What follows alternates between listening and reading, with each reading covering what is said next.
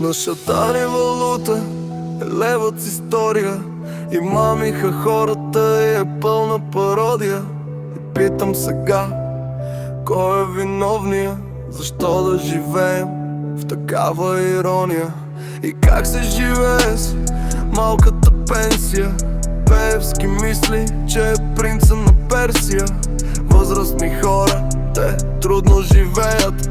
От месец на месец се мъчат да оцелеят. Хлябът ни вече е на двойна цена. Баба ти не може да си купи храна.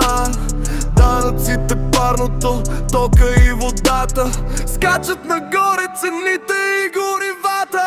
Народът ще страда, лошо ни за децата. А българска гайда ехтини в сърцата. И искаме правда и стоим с лицата. Аз искам да чуя левът ни си остава. Народът ще страда, лошо ни за децата. А българска гайда ехтини в сърцата. И искаме правда и стоим с лицата.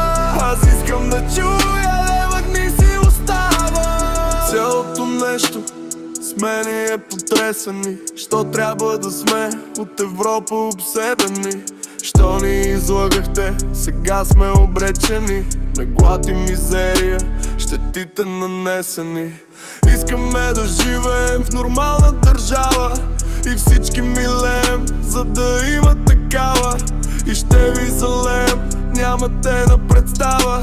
И всички купнем Европа да се разпада. Всички ви хейтим и много ви мразим. Депутати с клетви и погледи празни, с главите натрезви, с усмивките мазни. Народа се нерви и много се дразни. Народа ще страда, лошо ни за децата. А българска гайда ехтини в сърцата. И искаме правда и стоим с лицата.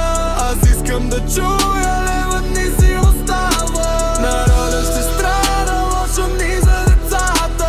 А българска гайда ехтини в сърцата. И искаме правда и стоим с лицата.